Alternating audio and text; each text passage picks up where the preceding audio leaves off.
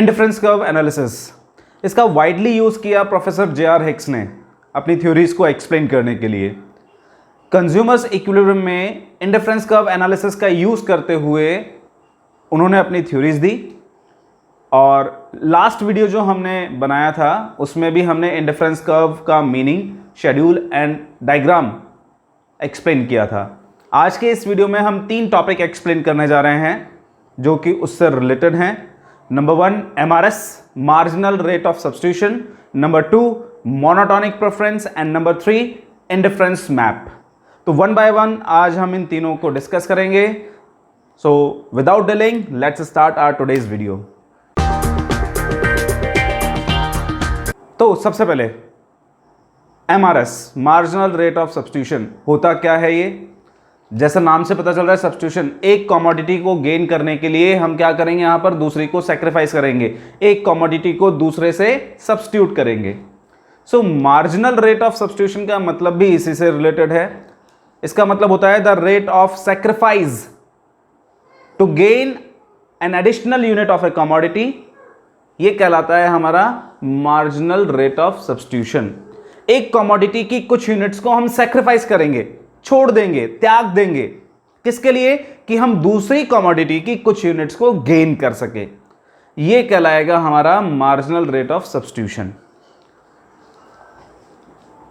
Marginal rate of substitution refers to sacrifice of a commodity to gain additional unit of other commodity। एक commodity की कुछ unit sacrifice करेंगे to gain additional unit of other commodity. जैसे x की एक unit gain करने के लिए y की कुछ यूनिट का सैक्रिफाइस किया हमने। इसका फॉर्मूला होता है unit sacrificed of a commodity, एक कमोडिटी जिसका हम सैक्रिफाइस कर रहे हैं, upon unit gain of a commodity, दूसरी कमोडिटी जिसको हम गेन कर रहे हैं। ठीक है, तो इस छोटी सी शेड्यूल के माध्यम से मैं इस कॉन्सेप्ट को एक्सप्लेन करूंगा। सबसे पहले हम बात करते हैं यहां पर हमने यहां कॉम्बिनेशन लिए हुए हैं A B C D E, ये 5 कॉम्बिनेशन हमने लिए हुए हैं। ए कॉम्बिनेशन है हमारा 1 and 20, 1 unit of x and 20 units of y, ये हमारा ए कॉम्बिनेशन है। हमने लास्ट वीडियो में भी एक्सप्लेन किया था, जैसे ही हम x की एक और यूनिट गेन करना चाहेंगे हमें y की कुछ यूनिट सेक्रीफाइस करनी पड़ेंगी। तो जैसे हमने यहां पर y की 5 यूनिट सेक्रीफाइस की, तो MRS क्या हो जाएगा यहां पर? 5/1 unit sacrificed of a commodity. How many unit sacrificed? 5 unit sacrificed. Upon unit gain, how many units gain? 1 unit gain, तो 5/1, it means 5। Then B combination से हम जब सी कॉम्बिनेशन पर जाएंगे तो x की एक और एडिशनल यूनिट हम गेन कर रहे हैं। For that we have to sacrifice few units of y again, so here 4 units are sacrificed. सो MRS का मतलब क्या होगा? Unit sacrificed, how many unit sacrificed? 4, upon unit gain, कितने यूनिट गेन किए हमने? 1 यूनिट गेन की है, तो ये हो गया हमारा 4। देन इसके बाद 1 यूनिट गेन, 3 यूनिट्स सैक्रिफाइस्ड, तो ये क्या हो गया? 3/1, 3। तो यहां 3 यूनिट हमने कम की थी, इसलिए माइनस का साइन इंडिकेट कर रहा है कम करने के लिए।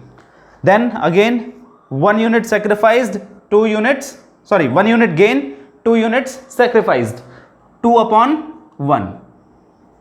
तो ये है MRS। सबसे पहले वाले पर कुछ नहीं निकलेगा यहां, क्योंकि यहां हम चेंज को मेजर नहीं कर सकते हैं। B कॉम्बिनेशन पर जो हमारा MRS है वो हो जाएगा 5, C कॉम्बिनेशन पर MRS हो जाएगा 4, D कॉम्बिनेशन पर MRS हो जाएगा 3, E कॉम्बिनेशन पर MRS हो जाएगा 2। हमने यहां पर जो MRS लिया है, यहां जो कैलकुलेट किया है, हम देख सकते हैं ये डिमिनिशिंग रेट में आ रहा है। इसका मतलब हुआ कि x की एक यूनिट गेन करने के लिए y की हमने लगातार कम यूनिट सेक्रीफाइस की हैं। तो मोनोटोनिक प्रेफरेंस का मतलब होता है एक ऐसा कॉम्बिनेशन जो सबसे ज्यादा सेटिस्फैक्शन प्रोवाइड करे। यानी सबसे ज्यादा सेटिस्फैक्शन कब प्रोवाइड किया जाएगा? तब जबकि वो कॉम्बिनेशन सबसे ज्यादा गुड्स अपने अंदर कैरी करता हो। It means a combination that contains maximum number of units of both goods.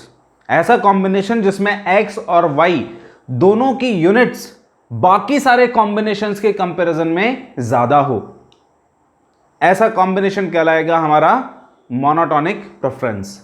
और सबसे ज्यादा गुड्स होने की वजह से, सबसे ज्यादा यूनिट्स ऑफ गुड्स होने की वजह से वो क्या करेगा, सबसे ज्यादा सेटिस्फैक्शन भी प्रोवाइड करेगा। तो ऐसा कॉम्बिनेशन कहलाएगा मोनोटोनिक प्रेफरेंस। क्या होता है अब देखिए जरा इसे।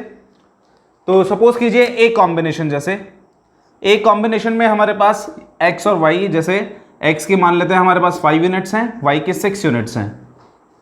बी कॉम्बिनेशन में y की x की 6 यूनिट्स और y की मान लेते हैं 7 यूनिट्स हैं। सी कॉम्बिनेशन मान लेते हैं x की इसमें हमारे पास 6 यूनिट्स हैं और y की भी 6 यूनिट्स हैं। ये 3 कॉम्बिनेशन हमारे सामने अवेलेबल है, ए, बी और सी। कोई भी रेशनल कंज्यूमर इसमें कौन सा ऑप्शन चूज करेगा? रेशनल कंज्यूमर का मतलब हमने बताया था a consumer that tries to maximise his satisfaction level. ऐसा कंज्यूमर जो अपने मैक्सिमम सेटिस्फैक्शन को अचीव करना चाहता है, अपने सेटिस्फैक्शन लेवल को मैक्सिमाइज करना चाहता है, that consumer is known as rational consumer. और मैक्सिमम सेटिस्फैक्शन कब मिलेगा? जब वो ज्यादा गुड्स कंज्यूम करेगा, maximum number of goods consume करेगा। तो यहां इन तीनों कॉम्बिनेशंस को अगर हम देखें तो इसमें ये जो बी कॉम्बिनेशन है हमारा, this B combination is containing more goods as compare to A and C. चलो अब ए और बी को कंपेयर करते हैं। तो ए और बी को कंपेयर कर रहे हैं तो क्या हो रहा है, एक्स की भी ज्यादा है बी में और वाई की भी यूनिट ज्यादा है बी में। अगर हम बी और सी को कंपेयर करते हैं तो एक्स की यूनिट्स तो बराबर हैं लेकिन वाई की यूनिट्स बी में ज्यादा है, इसीलिए बी कॉम्बिनेशन को प्रेफर करेगा कंज्यूमर। तो बी कॉम्बिनेशन अगर कोई कंज्यूमर चूज कर रहा है, कोई कंज्यूमर अगर बी कॉम्बिनेशन चूज कर रहा है तो उसका प्रेफरेंस कैसा है, मोनोटोनिक है, यानी वो हमेशा ज्यादा सेटिस्फैक्शन के लिए प्रेफर कर रहा है। इंडिफरेंस मैप होता क्या है? अब indifference map is a set of indifference curves या a group of indifference curves is known as indifference map. यानी जब एक डायग्राम में हम क्या करेंगे, एक से ज्यादा इंडिफरेंस कर्व प्रिपेयर करेंगे तो वो डायग्राम कहलाएगा हमारा इंडिफरेंस मैप। तो यहां इस डायग्राम के थ्रू मैं ये एक्सप्लेन करने जा रहा हूं। इसमें हमने y एक्सेस पे लिया है y गुड, x एक्सेस पे लिया है x गुड। मैंने यहां पर 3 इंडिफरेंस कर्व बनाए, IC1, IC2, IC3। इसे बोला जाएगा एक इंडिफरेंस मैप। ठीक है, इसमें देखिए जैसे मान लेते हैं हम ये कॉम्बिनेशन ले लेते हैं, मान लेते हैं x की 10 यूनिट्स हैं और y की 10 यूनिट्स है और x की 4 यूनिट्स हैं। तो जब हम ऊपर वाले इंडिफरेंस कर्व पर जाएंगे, यानी IC1 से अब कहां जाएंगे, IC2 पर जाएंगे, तो इसका मतलब क्या हुआ, y की यूनिट्स 10 ही रही लेकिन x की यूनिट्स बढ़कर अब कितने हो गई, 8 हो गई। मतलब वो इसका जब ऊपर वाले इंडिफरेंस कर्व पर, ऊंचे वाले इंडिफरेंस कर्व पर जाएंगे, IC1 से IC2 पर जाएंगे तो उसमें नंबर ऑफ गुड्स बढ़ जाएंगे। एक कमोडिटी की भी बढ़ सकती है और दोनों कमोडिटीज की भी बढ़ सकती है। जैसे यहां पर एग्जांपल लिया, इसमें x बढ़ रहा है लेकिन अगर ये कंज्यूमर ऊपर की तरफ जाता तो यहां पर क्या हो जाता, y की क्वांटिटी बढ़ जाती। ठीक है, और दोनों की भी बढ़ सकती है अगर कहीं बीच में आता कंज्यूमर तो। और ऊपर इंडिफरेंस के ऊपर जाएगा, IC2 से IC3 पर जाएगा तो इसका रिजल्ट हो जाएगा कि x की क्वांटिटी और बढ़ जाएगी। तो इस तरह से जितने ऊंचे इंडिफरेंस कर्व पर कंज्यूमर जाएगा उसमें नंबर ऑफ गुड्स उतनी ही ज्यादा होंगी। एक कमोडिटी की भी ज्यादा हो सकती है और दोनों कमोडिटीज की भी ज्यादा हो सकती हैं। ऐसे डायग्राम को हम बोलेंगे indifference map. It means a set of indifference curves is known as indifference map. तो ये था आज का हमारा टॉपिक जिसमें हमने 3 छोटे छोटे से कॉन्सेप्ट्स एक्सप्लेन किए थे। नेक्स्ट वीडियो जो हमारा होगा उसमें हम इंडिफरेंस कर्व के फीचर्स एक्सप्लेन करेंगे। Meet you soon in next video. Good bye.